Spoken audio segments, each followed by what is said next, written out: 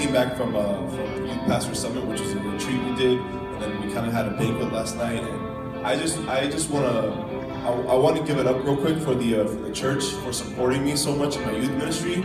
So can we just clap that up real quick, because I know a lot of the youth ministers over there at the Youth Pastor Summit, there's a ton of us, and a lot of them were complaining about how the church doesn't support them enough, the funds and stuff like that. And I'm so grateful and blessed to be a part of a church where they were able to pay for me to go to this event. I'm going to another one next weekend that they're paying for as well. So God has just really blessed me with a church that really loves the youth. So I just think that's awesome. So back to topic at hand. Pastor David read part of the verse, but there's so much more, and that I'm going to do the devotional on. And I'm going to start at verse 24, where it says, "So Jesus went with him, and a great multitude followed him and thronged him." A great multitude was following Jesus. Now, a certain woman had a flow of blood for 12 years and had suffered many things from many physicians. She had spent all that she had and was no better, but rather grew worse. When she heard about Jesus, she came behind him in a crowd and touched his garment. For she said, "If only I may touch his clothes, I shall be made well." Immediately, the fountain of her blood was dried up, and she felt in her body that she was healed of the affliction. And Jesus, immediately knowing in himself that power had gone out of him, turned around in the crowd and said, "Who touched my clothes?" The disciples said to him, "You see a multitude thronging you, and you say, 'Who touched me?'" And he looked around to see her who had done this thing. But the woman, fearing and trembling, knowing what had happened to her, came and fell down before him and told him the whole truth. And he said to her, "Daughter, your faith has made you well. Go in peace and be healed of your affliction." And I feel like both these stories, both what Pastor David read about, the little girl being dead, being brought back to life by Jesus, and this woman being healed, just shared so much in common, because Jesus told the father of the girl after he had found out that he died, he said, "Do not be afraid, just believe." And then he goes to this lady before all this happens, before this took place. He says, "Daughter, your faith has made you well."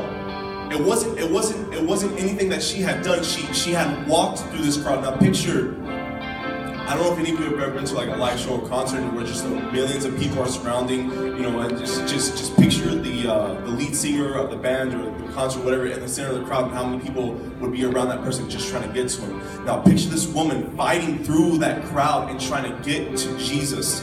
Okay, Jesus is at the center, and this woman's just fighting through everyone just so she can touch him, just so she can touch a piece of his clothes. And she was made well. Now imagine how many people were actually touching him.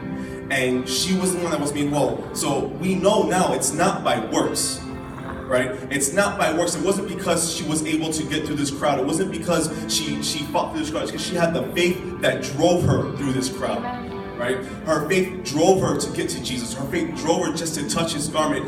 And then the power just came out of him.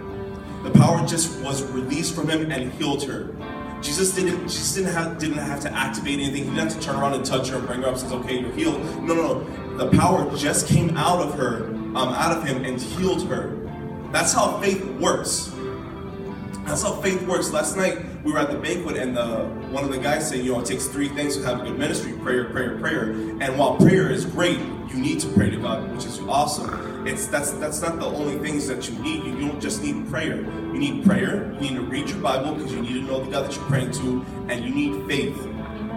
Faith can move mountains. Jesus said it takes the faith of a mustard seed to move mountains. All right.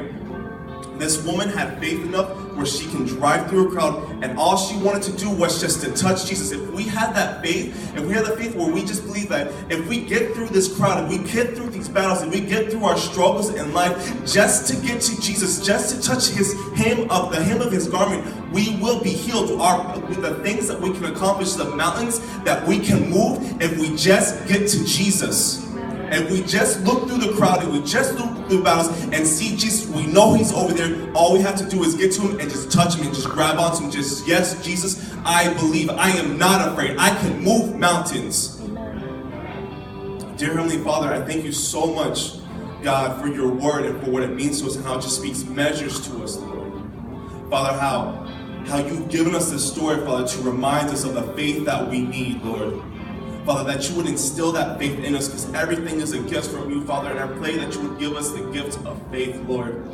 That we would know who you are, Father, how, Father, you are limitless, Father, that we will remove our man-made limits so we can see how limitless you are, God. So we can see your infinite power and experience it, Lord.